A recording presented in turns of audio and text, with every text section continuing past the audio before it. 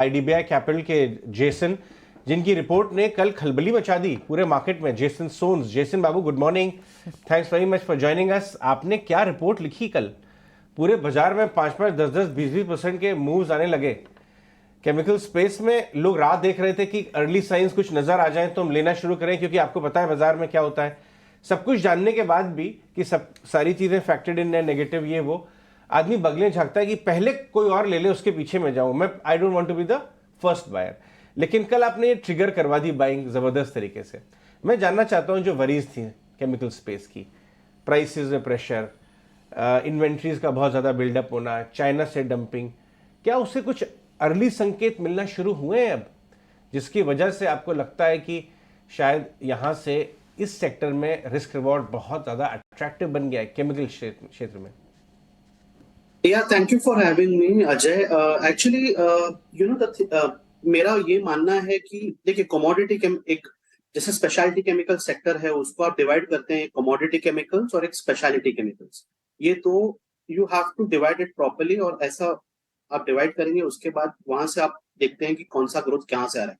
अब what was happening is अभी तक 6 महीने में क्या हुआ था कि काफी चाइना का काफी डंपिंग आया था, स्पेशली बिकॉज उनके जो होम इकोनॉमी, डोमेस्टिक इकोनॉमी में काफी वीकनेस थी, and that's why they were looking at exports. And export भी काफी प्रेडेटरी प्राइसिंग में, हमने काफी कॉन कॉल्स अटेंड किए, जो रिजल्ट्स गए तो उन्होंने पता चला कि काफी अनसस्टेनेबल प्राइसिंग पे they are dumping, because domestic economy, home economy में इट्स वेल नोन कि काफी वीकनेस है।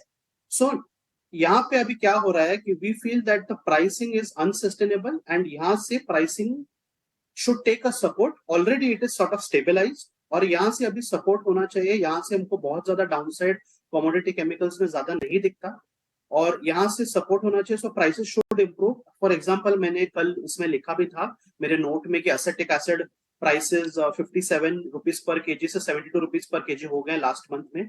लाइट सोडा ऐश $285 पर टन से $373 टन हो गया है, बिकॉज सोडा ऐश के भी जो चाइनीज के जो फैसिलिटीज हैं, they are yet not come on stream, and plus there is healthy demand from newer areas like solar glass, lithium. So I think this pricing has sort of somewhere come near the bottom. This is our view, especially on commodity chemicals, and from here it should better, it benefits बहुत सारे other players like solvent players, amine based players, alkyl amines है, Balaji amines है, उनके लिए भी better है।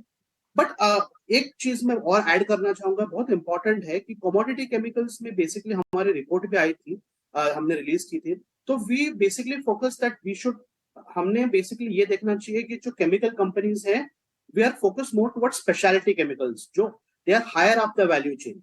Commodity chemicals में क्या होता है कि आपके बहुत प्राइसिंग डिपेंडेंट होता है, स्पेशली चाइना बहुत ही बड़ा क्या बोलते हैं, हाथी है या जो भी उनको बोलते हैं, तो उनके पास स्केल होती है। तो जब प्राइसिंग ऊपर नीचे होता है तो बहुत सा वोलाटिलिटी होता है। So we believe that you should focus more on speciality chemical players, SRF, Navin Fluorine, Ami Organics, ये players are they are much higher up the value chain, and they are also protected. ये कमोडिटी केमिकल प्लेस से काफी protected है। तो we believe that you should focus and invest more on speciality chemical place. Well explain Jason. तो पूरे chemical space में भी आपको स्पेशलिटी केमिकल और कुछ नाम भी आपने यहाँ पर अपनी प्रेफर्ड बेट्स में रिफ्लेक्ट किया, एसआरएफ जैसे स्टॉक्स जो आपने यहाँ हाईलाइट किए। बहुत बहुत शुक्रिया आज समय देने के लिए, और ये सारे रिपोर्ट के कंक्लूड्स हमें एक बार फिर से समझाने के लिए बहुत बहुत शुक्रिया आपका।